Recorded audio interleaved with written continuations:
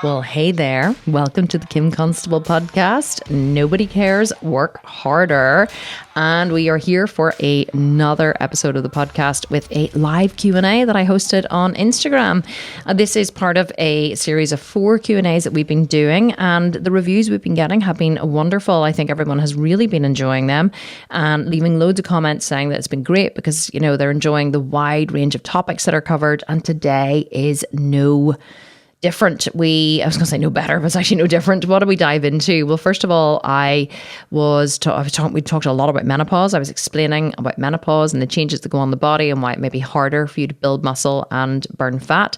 I talk about intermittent fasting, when it should be used and when it shouldn't be used, and can it be used to build muscle.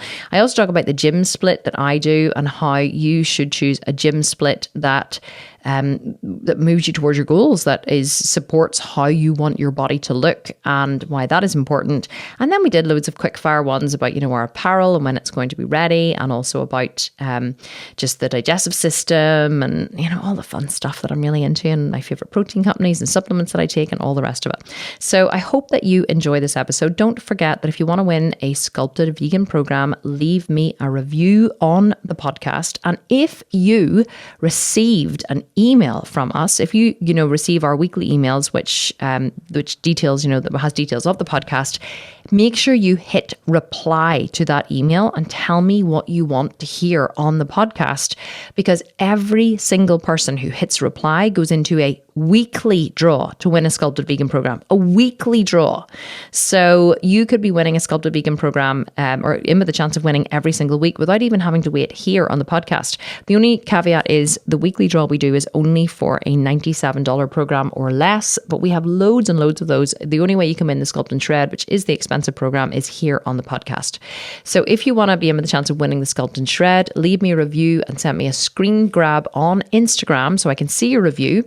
Or and at the same time, you can enter both. Make sure that you find the email, subscribe to the podcast on our website, thesculptedvegan.com, reply to the weekly email. And every single time you reply with just a little, short, like, oh, Kim, I'd love to hear about this, or I really enjoyed this, just hit reply to that email and you will go into a weekly draw. Now, the reason why I'm asking you to hit reply to the email, there's a method to my madness, is because every time someone engages with our emails and replies, it actually boosts our reply rate, which actually boosts our sender reputation with Infusionsoft. And we have hundreds of thousands of people on our mailing list. And as you have hundreds of thousands of people, it can actually affect, believe it or not, the bigger your list, it can actually affect your deliverability of your emails. So every time someone responds, it increases our deliverability and tells Key App or Infusionsoft or whatever they're called that we are a very reputable sender and they should show our emails to more people. So you would think that if someone signs up for your list, they would just get your bloody email, wouldn't you? Well, that's just not how it works, unfortunately. I wish that it was. So make sure you do reply to emails. And in fact, just hit reply to any email that you get from me if you want, because honestly, my customer services team reads every single one of them and then they send them through to me if they're extra specially good. So please do respond to any email that you get and we'll be delighted to hear from you. So I'm going to let you go to the podcast now. I won't talk to you again at the end, but just want to say that I will see you or speak to you next week for another episode of the Kim Constable podcast. I hope you enjoy this Q&A. Remember to show up live on Instagram. Next week is the last one. It's at 7 p.m. UK time on a Sunday. And I will see you next week for the last one and I will chat to you then. Okay, thanks a lot. Bye. And we are live recording this Q&A on Instagram for the Kim Constable podcast, which goes live every Thursday on every major podcasting platform. So if you don't get a chance to stick around for the Q&A today on Instagram, absolutely make sure you go and check out the podcast. And you can listen to it while you're driving. You don't actually have to watch it here on Instagram. So today, the first question that we are going to answer, let me see who it comes from, actually, who asked it. It's Catherine Carol Mullen. And she asked, did you have any loose skin on your tummy after kids? And if so, how did you get rid of it? This is a great question. I know it's something that many women struggle with and suffer from. So The question is, or the answer is yes. I have 4 kids, and I had 4 kids in just under 6 years. So just 4 kids in 5 years, and just under 6 years. And so, of course, I did have a lot of loose skin on my stomach. Absolutely. But I have found that over the years, the loose skin really has just shrunk back. And I don't know whether or not I'm genetically blessed. I don't think I am. I'll give you a little, actually, I'll hypothesize, okay? So all I can do is make a hypothesis as to what I think it is. But let me tell you why I think my loose skin has shrunk back. There's 2 things. The first thing is, after I had my kids, even though I had 4 kids in very quick succession, my stomach was stretched 4 times very, very quickly. I wasn't overweight before I had kids, and I wasn't overweight after I had kids. So the skin wasn't permanently stretched for a long time. And so I think that what happens is many women say, oh, after I had my kids, I just couldn't get, my stomach back or whatever. But it's not always just about the kids. Sometimes it's due to the fact that they were overweight before they had kids, and then they never really lost the weight after. So it's not the having kids that gives you loose skin. It's your stomach, the skin on your stomach being stretched for a long period of time. But the beautiful thing about the body is very regenerating. There's something like you get a new liver every 60 days or something, like your body completely regenerates every cell in your liver every 60 days. And, your body is constantly shedding skin. Your body is constantly rejuvenating your skin. But you want to make sure that you're giving your body the best possible chance to repair and rejuvenate. And even though I do drink alcohol, but I don't drink, although sometimes in my stories it seems like I drink a lot of alcohol. I really don't. Like, we had a huge family party here yesterday. Not a huge family party. There's only 20 here, but for my stepdad's 60th birthday. And I drank throughout the day. I had like 2 glasses of champagne, and then I think I had 3 cocktails, and maybe 1 gin and tonic. But like, that was over an 8-hour period. So I maybe had 6 drinks, 8 drinks, possibly. I wasn't even counting, but over an 8-hour period. So that's like 1 drink per hour whenever you think about it. And then I drank 3 liters of water from about 7 p.m. onwards, And so I do drink, but I don't binge drink. I don't go out and I drink, I very, very rarely drink in the evening. I hate drinking in the evening. So I never go out for dinner at say 7 or 8 p.m. and have a whole load of alcohol and then go to bed, because I think that's what makes you feel really terrible whenever you have a lot of alcohol in a very short space of time. We are big day drinkers, so we space drinks out over the day, and then I drink loads of water before I go to bed and I sober up. So drinking is kind of my one vice, if you like. But I believe that everybody should have at least one vice, right? Nobody is actually perfect, and I think that even try to be perfect is extremely boring. So I do drink, but the rest of the time, 99.9% of the time, I'm super healthy. I don't smoke. I haven't smoked. I did used to smoke years ago, but I don't smoke anymore. I haven't smoked in 20 years. And I exercise every single day. So I do cardio. I walk every single day. Walking is so therapeutic, and obviously very good for the body, good for the cardiovascular system. I train in the gym 5 days a week. I only eat a plant-based diet. So it's all plant protein. I eat an enormous amount of green cruciferous vegetables. I eat very, very little sugar. Not because I have sugar is bad, but just because eating a lot of sugar doesn't support my health and lifestyle goals, because I like to maintain and stay lean all year round. So sugar doesn't really go into that. I don't eat hydrogenated fats or trans fats, So my diet is extremely clean. I drink a lot of water, at least 3 liters a day. Usually not any more than 3 liters, but about 3 liters a day. I do drink coffee, but I only drink coffee. I have maybe 3 cups a day. Today I had 2 cups. I had 1 this morning and 1 mid-morning, and that was it. So maybe 2 cups of coffee a day. And so I maintain in fact, 99% of the time, I have a super healthy lifestyle, a super healthy diet. And I honestly believe that is what contributes to good skin. Because, somebody said to me the other day about, God, Kim, your skin on your face is just amazing. What is it that you do? And I said, honestly, people ask me this all the time, but there really isn't anything that I do to my face. It's more just that I have a really good diet and lifestyle. And I think that, they always ask me what I use on my skin, what products I use, but I always say it's not what you put on your skin, it's what you put in your body that causes you to have good skin. So I do believe that the reason I don't have loose skin now in my stomach. I mean, of course I do. Like, I can grab it. It's softer than it was before I had kids, of course, but it is pretty lean. And I think it's because of a couple of different factors. One, I'm low body fat. I maintain about a 15% body fat all year round. So about 15% at the minute. So low body fat. So I don't have any, pockets of fat underneath it. Two, I have a shitload of muscle, like a lot of muscle.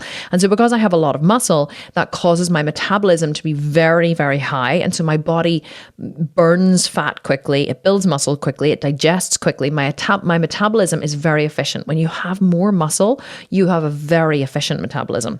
So I have really efficient metabolism. The third thing is I lost weight quickly after having my babies. I was very determined to get back into shape after having all of my children. So even between pregnancies, I went right back to being in shape because it was very important to me. And so my body, even though the skin stretched gradually over 9 months, it went back again very quickly afterwards because I was committed to losing weight again. So it didn't stay stretched over a long period of time. And also the last thing is I know how to hold my stomach so that I don't have an awful lot of fat, So one of the tips is if you put your hips back, a lot of people think to make their stomach look better, they should crunch their stomach. But what you should actually do is the opposite. And it took me years of bikini modeling to figure this out. You actually need to push the hips back and elongate the torso. Whenever you push your hips back, almost like you're sticking your butt out and arching your back, it elongates your torso and it stretches the skin on your stomach. So to make your abs look better or your stomach look better, you should never crunch your abs. Yes, if you tense them and crunch them, and a lot of people would do this and they would hold up their boobs if they're girls, and they would look down at their stomach, and that's your abs in a crunched position, but nobody actually walks around like that. So in order to make your abs look better, most women have to elongate their torso by putting their hips back, lifting their chest up and elongating the torso, and that is what stretches the skin naturally and makes it look better. But truly, my takeaway from this answer is if you concentrate on good diet, good nutrition, good exercise, and you do that consistently over a long period of time, it can't just be over 8 weeks or 10 weeks or whatever. It has to be over a long period of time.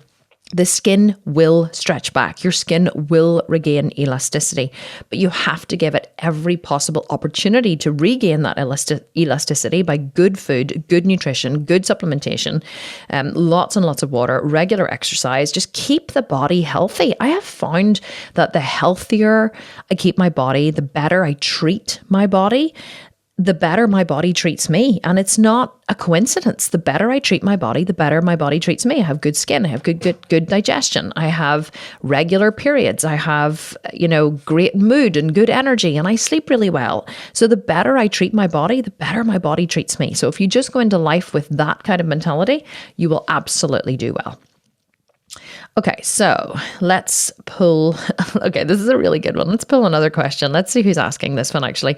So this is Mel McCaig. I love this question because this actually is something I was talking about in the first question. I was talking about how my one vice is I do like to drink.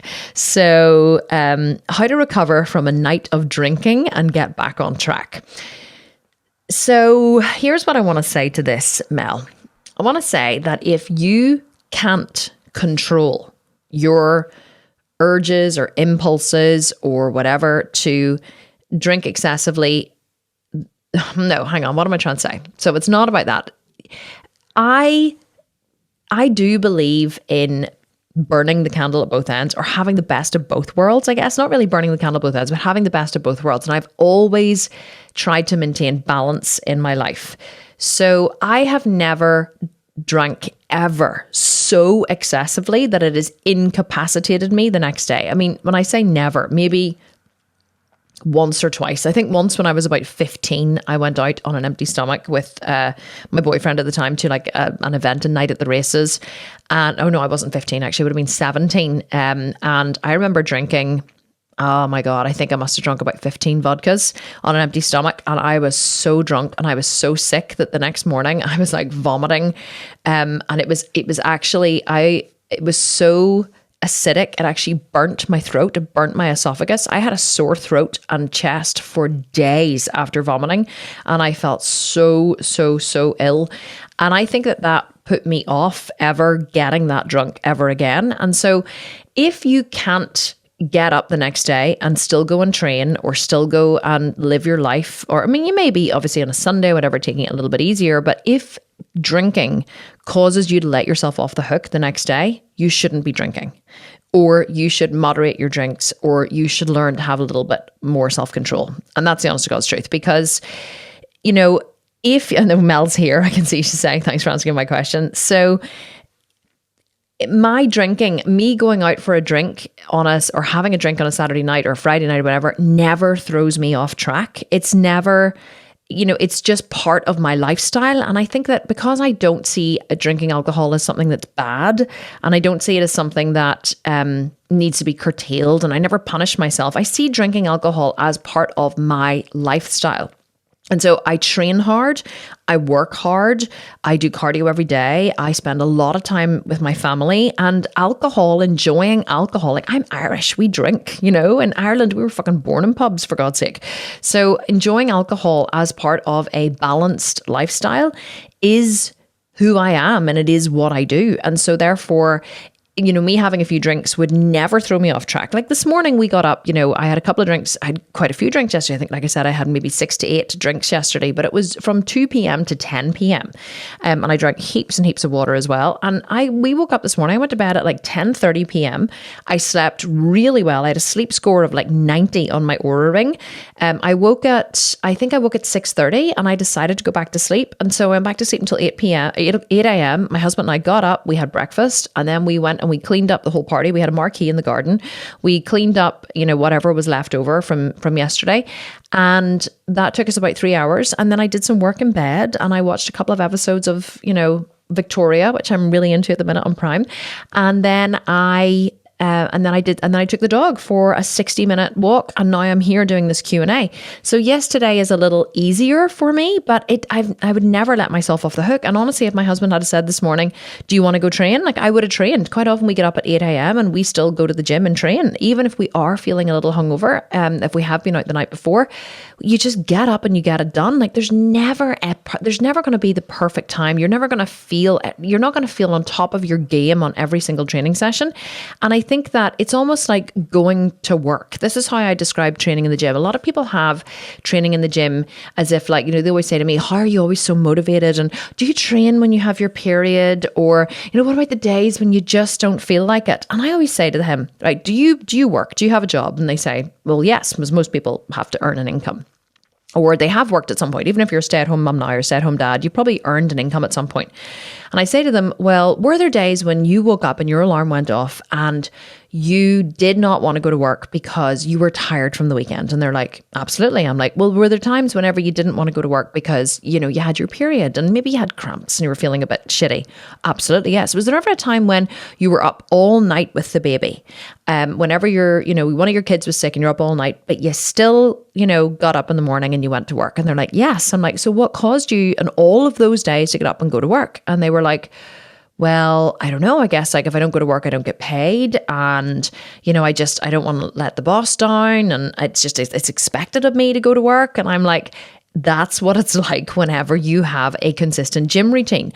I get up and I train. I train whether I have my period. I train whether I was awake in the night. I train whether I had insomnia. I train whether I have a headache. I train if I have an injury. I just train around the injury. I train if I was vomiting. Like, I just train, and I don't feel like it all the time. And certainly I don't feel on top of my game when I train. Now, if I'm really injured or really exhausted or something's happened, like, I can push my training day on to the next day. I can be flexible and I can take a day off during the week and I'll train on the weekend. But training is just like going to work. It just becomes part of your lifestyle. It becomes part of who you are. It's not what you do. And I'm not saying work is who you are, but just like you get up in the morning and you brush your teeth and you go to work or you take your kids to school or whatever, you don't feel like it, but you do it anyway, because it's part of what you do. And that's what training in the gym is like. So if you need to get to a point with your training and your eating and your dieting where it's a lifestyle, but that doesn't happen immediately. That happens over a period of time. And so sometimes in the beginning, there will be times when you'll have a party or you'll not feel like it, or you'll let yourself off the hook, or something will happen. And that's okay. That's okay. Just get back on the wagon as quickly as you can and get going again. And just, get into the routine of doing it. And then pretty soon you will feel worse when you don't go to the gym than when you do. You'll feel worse when you don't do your cardio than when you do. Not doing it feels worse than doing it. Even though doing it is hard and you don't want to do it, you still will feel worse. It's like letting down a best friend, right? You've committed to doing this thing and you're like, oh my God, I can see it far enough. I can't be arsed to do this thing. And then someone will say to you, well, like, just don't do it. And you're like, no, I can't let them down. And so you try on the two things. You weigh up letting your friend down and, and indulging your need, or your need for comfort, or your, whatever you have going on that moment. So you can either choose to indulge your need for comfort and let your friend down, or you can choose to not indulge yourself and go and help your friend out when you said you would, because letting your friend down feels worse than getting up and doing the thing in the moment. So getting up and doing the thing feels bad, but letting down your friend feels worse. So you weigh up the two, which one feels worse, and you get up and you go and do the thing. At some point, whenever you've trained for long enough, in whatever your training is, it might not be gym training, it could be, tennis or karate or something different. But once you've trained for long enough for yoga, then you will reach a point where your training not doing it will feel worse than doing it. And so even though doing it feels bad and uncomfortable, it still feels better than not doing it. So once you get to that stage, it all becomes easy and you don't even need to worry about recovering from a night out to get back on track. Okay, let's take a couple of quick ones. So Tweety is asking this one. She says, how close are you to your clothes line being done? I had to actually read this a couple of times because it was like, my clothes line? Because over here, that's what we call something that you hang your clothes out on. And I know the Americans don't really hang clothes out. You guys just put everything in the dryer, but assuming you are American. But over here, we have clotheslines and we don't put a lot of things in the dryer, to be honest. So in fact, a lot of houses don't even have a dryer. And I found this out when I went to America, and I remember saying it was like 100 degrees, nearly, it was in the 90s. I was staying with a friend of mine and I said to her, oh, where's your clothesline so I want to hang the clothes out. And she went, my what? And I was like, your clothesline. She's like, I don't understand. I went, your clothesline for hanging your clothes outside so they can dry in the fresh air. And she went, oh no, we don't have one of those. We just put everything in the dryer. And I was like, you put everything in the dryer? And she went, yes. And I was like everything? Like you just take it out of the laundry and put it into the dryer? She was like, is this wrong? And I remember being like, oh my God, it's like such a waste of energy. And she was like, yeah, we're American. We don't think about things like that. We're the ultimate consumers. I was like, oh my God. So I said, over here, like we only put things in the dryer if we need them quickly or we can't get them done. Not everybody. Some people do use their dryer, but it's less common to use it than it is. It's less common to use it than it is not to use it. We hang things outside. So it's so funny. So my own clothes line, I can see people asking questions about intermittent fasting. I'll talk about intermittent fasting afterwards. So that's a really good question, actually. My own clothes line, we are developing a range of apparel. So what she means by clothes line is apparel. We are developing a range of sports bras and tank tops and scrunch bum leggings and shorts and all that kind of stuff. We have had the first fit in London. So we have a company in London who are sourcing and having all the clothes made for us in factories. We had the first fit about 4 weeks ago, and it there just wasn't up to standard for what I wanted. It was good, but I know exactly what I want. And so it's gone back to the factories again to have more samples sent. I would reckon, honestly, that we're probably not going to launch. We may pre-launch something, but with all of the times and production times and everything being so long at the minute, I reckon it's going to be early next year before we have anything released, because we've so many I'm starting so many businesses at the minute. And so I reckon it'll be early next year before it started. Okay, so I'm going to take a couple of questions about intermittent fasting. I can't actually put them up, or maybe I can. Hang on, let me see. Pin comment. Okay, so I can pin this comment to the top so you guys can see what I'm doing. So thoughts on intermittent fasting for strength. Okay, so I am not a fan of intermittent fasting, and I'll tell you why I'm not a fan of intermittent fasting. So intermittent fasting is like, how do I say this diplomatically? So the principles of intermittent fasting are that you restrict your calories within a 24-hour period. Intermittent fasting is not any kind of miracle diet. It's not the fact that I don't even know a lot about the principles, but I know that you only eat within a certain window. So you don't eat until maybe after midday, and then you don't eat after 8 p.m. So basically, rather than giving yourself that full window of time when you're awake, so let's say you sleep for 8 hours in a 24-hour period, that means you're awake for 16 hours. So basically, rather than eating for 16 hours or within a 16-hour period, you have to fit all of your food into an 8-hour period. So you're basically having the time that you have to fit in your food. So whenever you restrict the time in between which you can eat, generally you will take in fewer calories.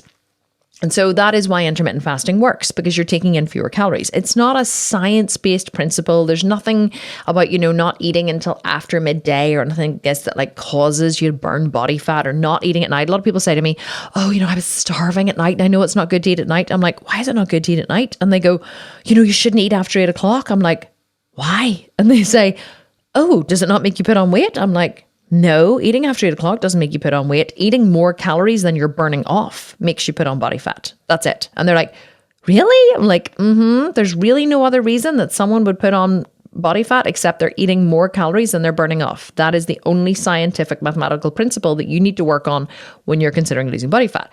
So intermittent fasting, no, let me go back and say, whenever you are sleeping, so this is why I don't like intermittent fasting for bodybuilders. Intermittent fasting, let me actually just say one more thing. Intermittent fasting as a weight loss, as a fat loss strategy does work, because you are restricting your calories. You're restricting, the meals that you're eating to an 8-hour period. So you will be restricting your calories. So does it work for fat loss, or can it work for fat loss? Yes. I'm not saying that it can't. It absolutely can. But it doesn't work for fat loss because it's intermittent fasting, because intermittent fasting is better than something else. It works for fat loss because you're restricting your calories and you're eating less than you're burning off. Now, if you, in the 8-hour period that you were allowed to eat, shoved an enormous amount of food in your mouth, then you would not lose body fat. So it only works if you're in a calorie deficit. So that's the first thing. Second thing is, whenever you wake up in the morning, you've been sleeping. And whenever you're sleeping, you're fasting. And what your body does, and this just makes sense if you think about it, apart from it being scientifically correct, it does just make sense. Whenever you're sleeping, your metabolism slows down. And the reason why your metabolism slows down is because you're resting, and your body wants to, conserve energy, and it doesn't need to expend a lot of energy. So whenever you are sleeping, your body goes through the process of assimilating nutrients. And then in the morning, your body goes through the process of elimination, which is why you normally have a poop in the morning, because your body overnight has, moved the food through your digestive system. It's taken all of the nutrients that it needs, and then it is ready to eliminate waste. And so whenever it has done that process of cleaning, which it does throughout the night, in the morning then your body is ready to be fed again. So whenever you wake up in the morning, your body is in a fasted state. Whenever your body is in a fasted state, that's why it's called breakfast, right? You break your fast. So whenever your body is in a fasted state, your metabolism slows down. So anytime you are fasting, your metabolism slows. Why does it slow? To conserve energy, because your body doesn't want, if it recognizes if there's no food coming in for an extended period of time, it doesn't want to keep burning calories at the rate at which it's burning calories, because if it continued to do that and there was no food coming in, then the body would very quickly die. So the body is always regulating to the food, to the data that's coming in. So if you're feeding your body regularly at regular intervals, then your body knows that it does not need to hold on to any body fat, because it doesn't need body fat for energy for the future, because it's getting fed regularly. Same with water. Whenever you drink water regularly, your body knows that it doesn't need to hold on to any water, so you never suffer water retention or bloating. But the people who suffer water retention, interestingly, are the people who don't drink enough water, because whenever your body isn't getting regular water intake, it holds on to water because it knows that it's going to need water to perform all its necessary functions, and it can't trust you to give it the water that it needs, so it has to hold on to it and store it. Remember, your body is a self-preservation mechanism. Your body's only goal is to keep you alive, and it is far smarter than you are. So it knows that you can't be trusted to give it water. Everybody knows you should drink at least 2 liters of water a day, right? Hands up, how many people drink at least 2 liters of water a day? Be honest. Like, I don't give a shit. This is just a virtual hands up, by the way. So many of us know that we should be drinking 2 liters of water a day, but not everybody does. Many of us know that we shouldn't be eating trans fat and hydrogenated fats, and we shouldn't be eating too much sugar, but a lot of people do. And so many of us know we shouldn't be eating all of these extra calories or dairy or animal fats, or they're cancer causing and heart disease and all the rest of it. Yeah, but we don't want to give up what we like, so we still do. So thank fuck our bodies are smarter than us, because it's the only way we stay alive, because otherwise we'd all be dead, because we wouldn't be taking care of, we just wouldn't give our bodies, we're not giving our bodies all the time what they need. So with intermittent fasting, whenever you wake up in the morning, your body is in a fasted state. So your body is holding on to conserving energy while you're sleeping. In order for your body to build muscle effectively, your metabolism needs to be running efficiently. So whenever you wake up in the morning and your body is in a fasted state, if you don't break your fast, then your metabolism stays slow. Your body has no reason to speed up your metabolism if you're not going to feed it. And also in the morning, it's like, I imagine my body going, is there food coming? Is there food coming? Is there any food coming? Is there food coming? No food coming. Is still food coming? No, still no food coming. So your body's waiting to raise your metabolism once that food starts coming in. And if you don't raise your metabolism until after midday, you are missing out on a massive opportunity for burning fat and building muscle, because what burns fat is an efficient metabolism.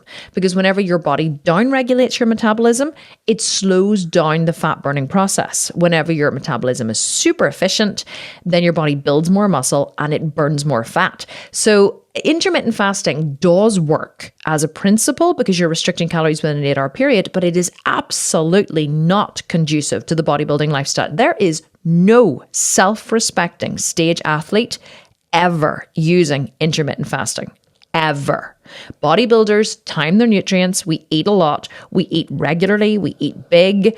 Oh my God, my dog is snoring so loudly on the sofa behind me. So food is so important to bodybuilders, and no self-respecting bodybuilder would ever use intermittent fasting. So it's not something that I am a fan of for bodybuilding, but does it work for fat loss if you're restricting calories? Yes, but understand it's not the intermittent fasting that works. It's the restriction of calories below what you're burning off. So when you're eating less than you're burning off, you're definitely going to lose body fat.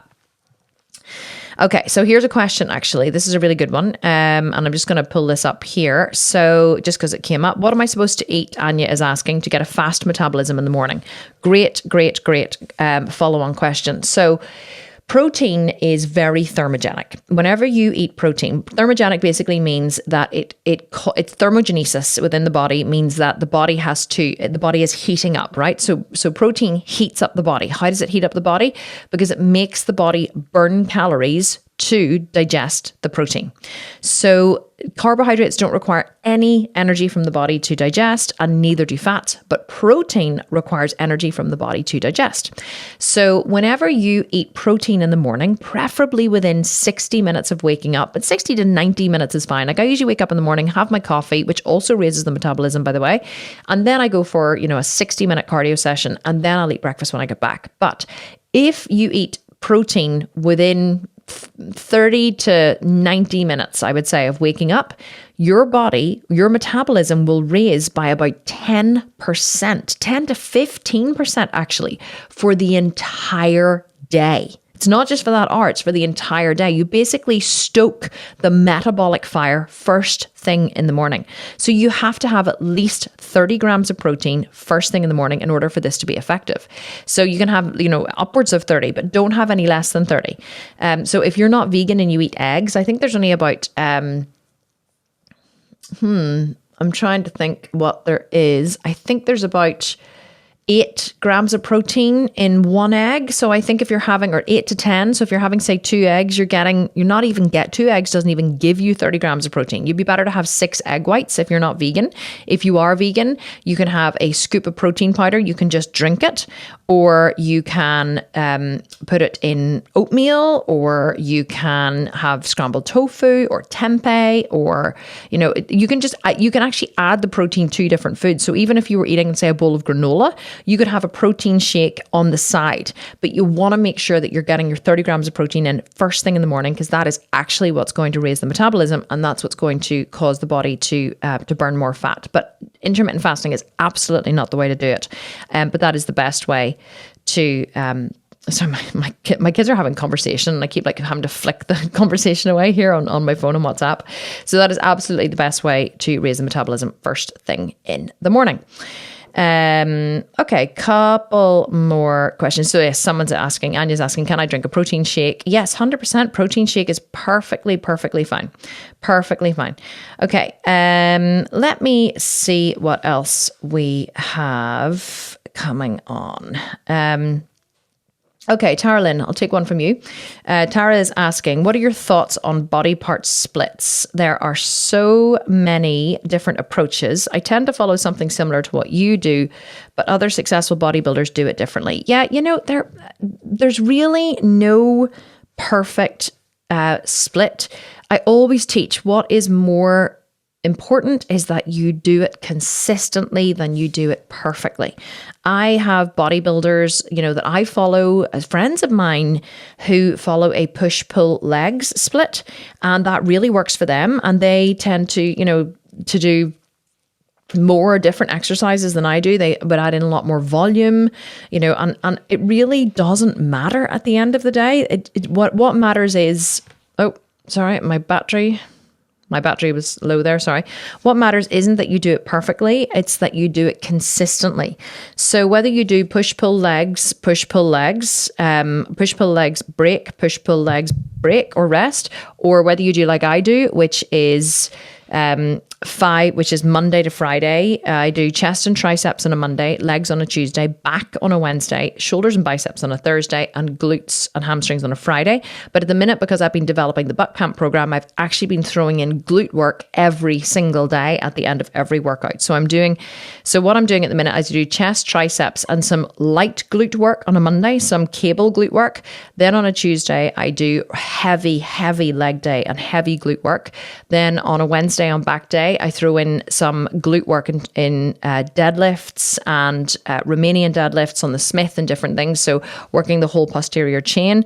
Then on Thursday on shoulders and biceps, I throw in some cable or some banded glute work. So not really heavy glute work. And then on Friday, I do another really heavy glute work day. So I have 2 really heavy leg days on Tuesday and Friday. And then on Monday, Wednesday, and Thursday, I throw in some lighter glute work, working on all different sides of the glutes. And my glutes have exploded with growth since I've been doing this. It's unbelievable.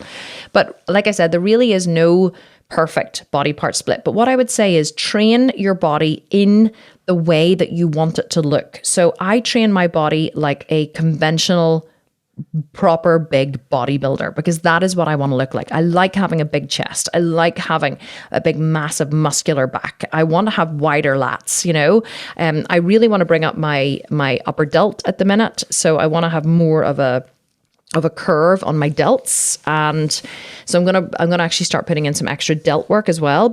And I've always trained legs super hard, and I've always wanted to have big legs. So you have to train in the way that you want your body to look. I have friends who are bikini athletes, and they never train chest ever. Like if you look at the top bikini athletes, 2 of my good friends, one is Angelica Teixeira, who won Bikini Olympia twice, 2 years in a row.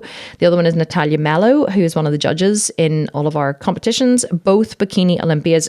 Natalia won in 2014, both very good friends of mine, and neither of them train their chest. They don't train their chest, and so they don't have any muscles on their chest. And so they train aesthetically for how they want to look. Angelica does a lot of upper glute work. She'll train her back, but they don't train really heavy and hard in certain body parts, because that isn't the look that they're going for. For a bikini athlete, they're going for a really small waist, big glutes, not too muscular legs. Like Angelica got penalized in the last 2 Olympias that she did because her legs were too muscular. But years ago, that is what they were looking for. They wanted muscular quads. Whereas now she's had to really back off on her quad training because she's getting penalized. Well, she's pregnant now. She doesn't actually even know she's going to compete again afterwards. But she had to back off on her leg training. She could never do the leg training that I do because she doesn't want my legs, because I have great big melon crusher thighs. So however you want to look, that is how you should be training. And if you want to have really big legs, really big muscular quads, you need to train your quads really, really, really hard. Now, when I say hard, I don't mean long. I don't mean go into the gym for 2 hours and train. I mean, get a spotter and go to absolute concrete muscle failure in the final couple of reps of your final set. That's what I do with Mark Getty. Like, my final set of my 2 squats that I do with my trainer in legs is like bone crushingly hard. Like, I think I'm going to get squashed under this massive weight, but because I have Mark there to spot me, I feel confident that I can lift it. And, this week I went up 20 kilos on the Smith squat. So I went up to 150 kilos on the Smith squat. I haven't been up to 150 kilos since I was training with Mark on the Smith. Actually, I've never done 150. I think 130 used to be my top weight. And my legs were so sore because I pushed up a massive big weight and I had my husband to spot me. And it was fantastic. So if you want really big quads, you have to train really hard. And the harder you train, the bigger your legs will get. So you have to really train very specifically for how you want to look. And I train for how I want to look. I like to train the front of my body, the back of my body. I want to have big legs, big booty. I don't train calves. I don't really care about having big calves. I don't train abs because I don't really care about having really muscular abs. So I train aesthetically for how I want to look. So you have to choose a body split that works with how it is that you actually want to look. So that's actually a really, really, really good question. Let me just take a couple of other questions here from the chat. I'm actually enjoying these. So a couple of quick ones here. Lisa is asking, if you train in the morning, would you suggest taking protein powder before or after the workout? If I train in the morning, I would always take protein powder before. So if I ever get up and go straight to training, which doesn't happen very often, I will take a protein shake with a scoop of Vitargo, which is a high molecular weight carbohydrate, or I will have 2 scoops of protein powder, always 2 scoops actually, 2 scoops of protein powder, which is 50 grams of protein. And I will also have like a piece of white toast or a bagel or something before I train, because you always want to get white starchy carbs into you before you train, because white starchy carbs will be very quickly broken down by the body and fed into the bloodstream and then into the muscles when you train. So it'll give you energy. So you always want to have carbs and protein whenever you train. So great question.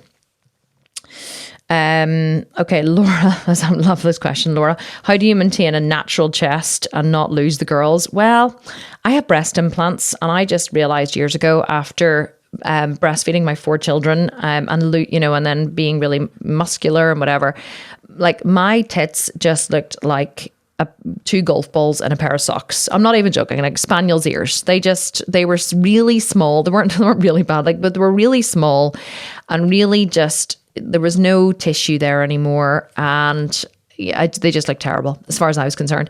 So I got breast implants, but I do have, I can show you guys, you can't see here in the podcast, but I have a really muscular chest. I don't know whether you can see that or not, but if I tense it, I have a full on separation in the middle. And I actually, if I tense it in some ways, I get chest splits as well across the top.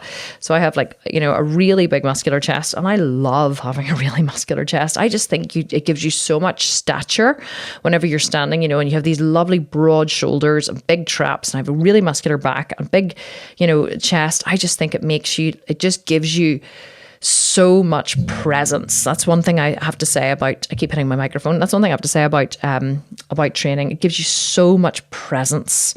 And I just love having a big chest. Okay, a couple more questions. These are really good. So let me just pin this one from Aisha, I think it is. Any advice for us going through the menopause? I am struggling to lose weight, even though I measure everything. So yes, we're actually developing an entire program on menopause, and it's going to be released next March. It's going to be a huge program like the Sculpt and Shred. And we're actually developing our own menopause supplements as well for perimenopausal women and menopausal women. So we have 2 different supplements that we're going to be launching next year based on using all of my years and years of training with yoga and with Chinese medicine. So based on adaptogenic herbs and different ways you can support the body and support the hormones and help with sleep and hot flashes and all that kind of stuff. And so, but with menopause, here's what happens with menopause. A couple of things happen. So because you go through hormonal changes in your body, 2 things happen mostly. The first one is that your muscles start to atrophy. So you start to go through, the hormonal changes cause what's called sarcopenia. And so sarcopenia is when basically your muscle tissue starts to break down. So after the age of 40, there's something shocking, like, you lose like a certain percentage. It's like 2% of your muscle, your overall muscle mass in your body every year after the age of 40. And so that's the first thing that happens. The second thing is that you become very insulin resistant whenever you are in menopause. So the hormonal changes cause your body to be insulin resistant. So basically what this means is your set. So whenever you eat, immediately the food hits your stomach, or actually immediately you start to taste the food in your mouth, your pancreas start to secrete insulin. Insulin is a storage hormone. So what insulin is released into the blood, and the reason why insulin is released into the blood is because insulin is there to go around the blood basically, and to store the nutrients that you're eating into the different cells. So if you eat food, insulin is released into the bloodstream. So insulin basically goes around. I imagine insulin to be like a little messenger going around. Anybody need anything? Like, do you need something? Do you need something? Any over there? Yep. Some muscle over here. Yep. This guy here needs filled up over here. Yep. It's these cells over here, they need something. So insulin is almost like, the person directing. You can imagine in your body that, it's directing where everything has to go. Now, whenever you start to go through hormonal changes, your cells become more resistant to insulin. So basically what that means is insulin's almost like going around knocking on people's doors, like, hello, anybody in? Do you need something? Oh, yep, open the door. I've got a delivery for you. And so insulin's going around and knocking on all the cells, right? On all the cell doors. And the cells, and normally then the cells would open up and insulin would say, I've got a delivery, and they would open up and receive the delivery. Well, what happens as you get older is your cells become more resistant to the insulin. So they don't actually, they don't open up. So insulin's knocking, but the cells aren't opening up. So what happens if the cells don't open up, to receive the nutrients, the nutrients are still there, the sugar is still there from what you're eating, then the only option insulin now has is to put those sugars into fat store. So basically, once insulin has fed your body, once it has delivered everything it can deliver to wherever it needs to go, any surplus that is left over is put into fat store. So as you get older, your cells become more insulin resistant, which means that more is stored as fat. So what can you do about this? Well, nothing really. You just have to make sure that you're eating a really good diet for, like a low blood, for like a low sugar diet. So you're not eating a lot of, processed carbs, a lot of starchy carbs. You're not eating cereal bars or cereal for breakfast, and that kind of stuff. You're eating a high protein, plant-based, high fiber diet. That's why they always say, an insulin have loads of fiber. The reason why people always tell you have loads of fiber isn't so that you have a great digestive system. The reason why it's recommended that you eat loads of fiber is because fiber can't be absorbed in the small intestine. It must be passed through to the large intestine for fermentation. And you'll hear me going on and on and on about this loads. I talk about this loads. The only food that is broken down in the small intestine is passed through the intestinal wall into the blood as energy. So only food that is broken down in the small intestine can be used as calories. If it goes through the small intestine into the large colon to be fermented in there, your body does not absorb the food as calories. So that's why they're always saying to eat high fiber foods, because whenever you eat high fiber foods, more of the food is passed through to the large colon and less of it is absorbed as calories. So high fiber foods generally are not as calorific for that reason. So if you have wheat, for example, so let's say you take, you have a whole grain and you have a processed grain. Whenever they process a grain, say the difference between whole grain bread and white bread. Well, what they do is they basically remove the fiber. What makes something a high glycemic index carb or a starchy carb is the absence of fiber. So once they strip the fiber away from the grain, then that's what makes it a high glycemic index carb. Why? Because the absence of fiber means that it's all of the food is absorbed through the small intestine, or all of the nutrients are absorbed. So therefore, there's a lot more calories. So if you have a slice of whole grain bread and a slice of white bread, well, less of the whole grain bread is going to be absorbed in the small intestine because it's going to be passed through the large colon for fermentation.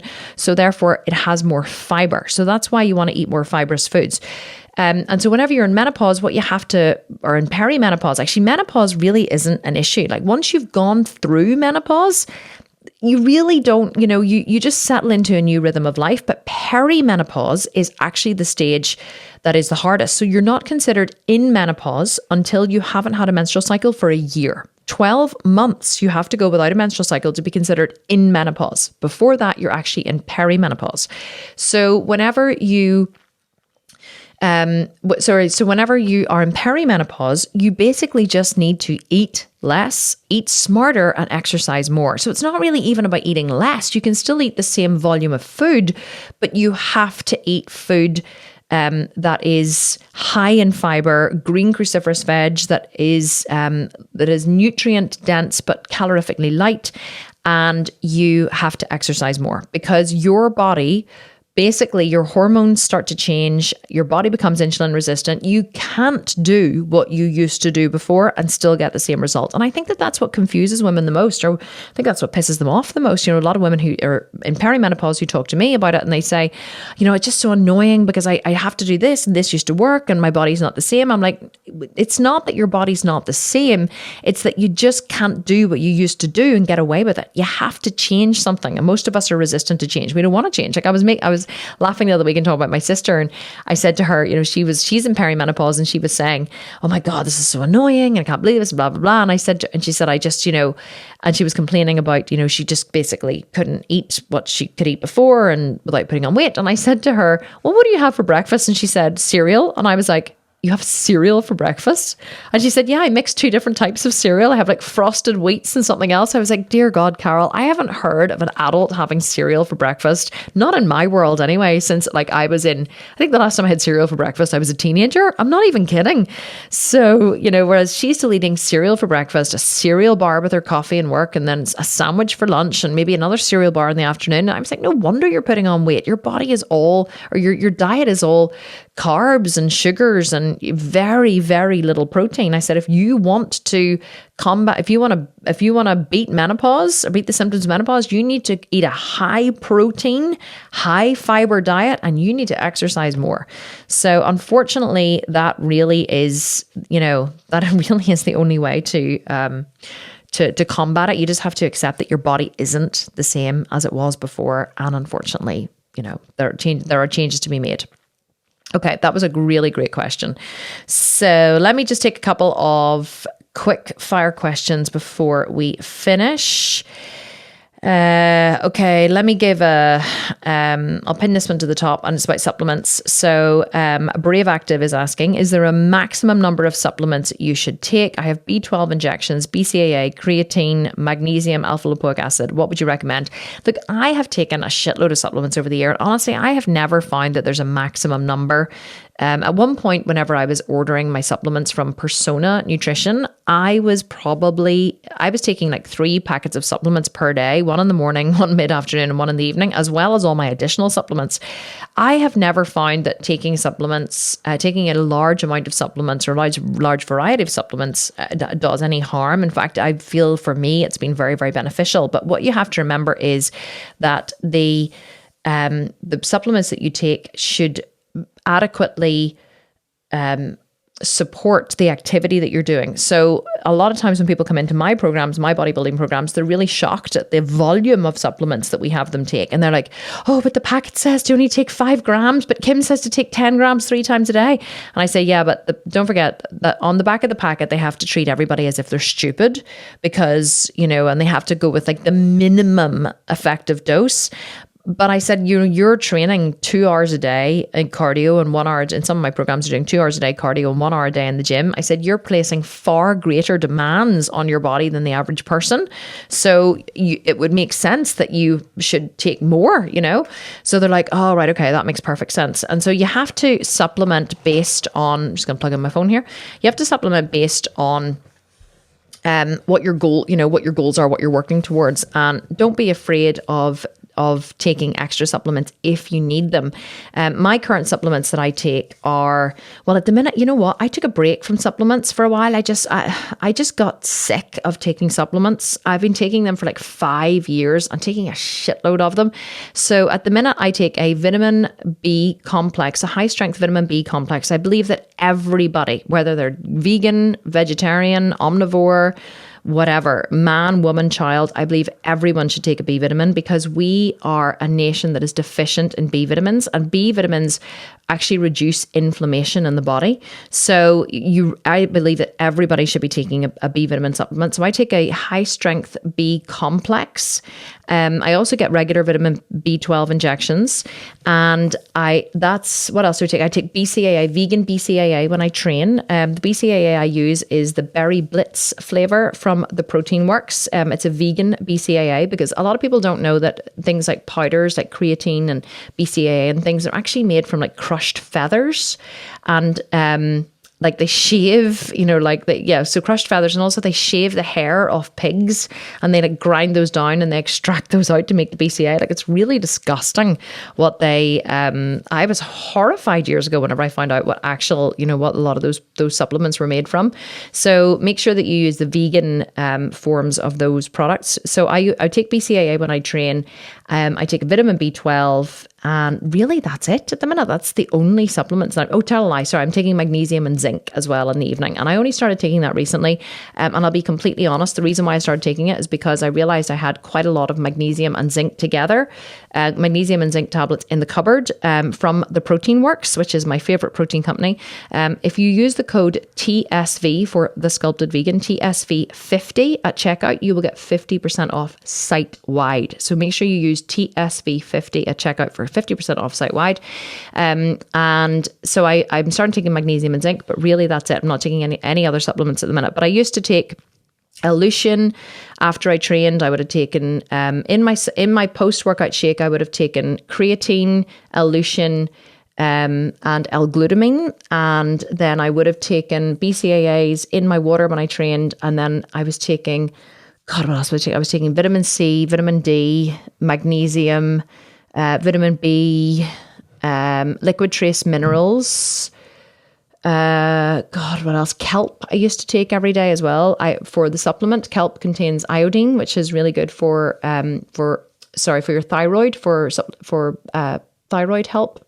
And I can't even remember what else. I used to take an absolute shitload of vitamins, but I have really taken a break from them recently. So let me see if there's any. Okay, so just a couple more quick ones. Favorite vegan protein is from Warrior Princess Nima. Favorite vegan protein is the Wonder Shake from the Protein Works. Again, use the code. And in fact, quite often, I think we have 2 codes. I'm pretty sure we're getting 55% off at the minute. It's TSV55. So the Wonder Shake has the best macros of a vegan protein I have ever known, the vegan Wonder Shake, and the taste is phenomenal. It has the same consistency as whey protein. It's not gritty or has that really weird flavor that a lot of vegan proteins do. So, and it also has 25 grams of protein per scoop for only 82 calories. And that is like a lot of vegan protein powders are through the roof on calories. So whenever you're taking a protein powder, you always want to make sure you're checking the calories and the protein content. A lot of the vegan protein powders only have like 10 grams of protein per scoop, which really is not a lot. And sometimes they're extremely high in carbs. So if you're taking, if you're taking 3 scoops to get 30 grams of protein, some of them are like 150 calories per scoop. So you're taking 450 calories in 3 scoops, as opposed to 240 calories in 3 scoops with the protein work. So the macros on are absolutely brilliant, and that's what I would recommend.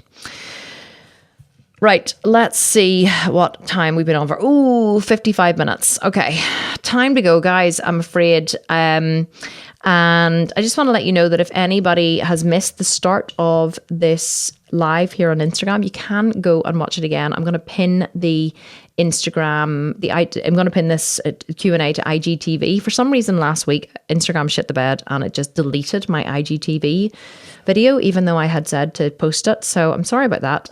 Or if you want to listen to this while driving, this podcast will be released this Thursday.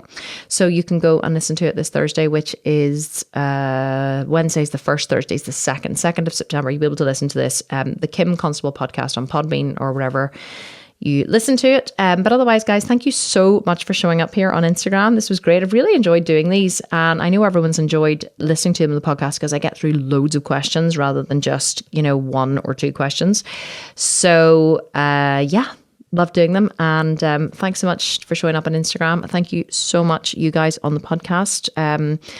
It's without you guys listening, I would just be sitting here talking to myself. So it's actually quite good to know that, some of the waffle that I go on about every week actually helps in some way. And that's what keeps me going. And that's why I do what I do. So have a wonderful, wonderful rest of the day wherever you are in the world. I love you all so much. And I will catch you next week, same time, for another live Q&A for the podcast. Take care and bye for now.